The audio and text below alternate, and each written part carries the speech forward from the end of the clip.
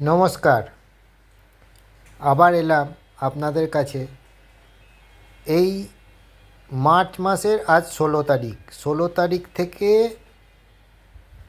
April মাসের 14 তারিখ অবধি মোটামুটি কোন কোন রাশির ভালো যেতে পারে তার একটা আগাম আভাস দিয়ে দেবো বলে।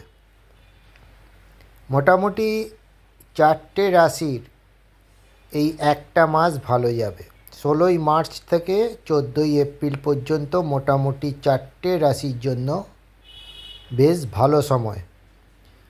প্রথম হলো বৃষ রাশি, দ্বিতীয় কর্কট রাশি, তৃতীয় বৃশ্চিক রাশি, চতুর্থ ধনু রাশি। এই 4টে রাশি জাতক জাতিকারা এই 16ই মার্চ থেকে 14ই এপ্রিল পর্যন্ত ভালো সময় পাবেন। নমস্কার।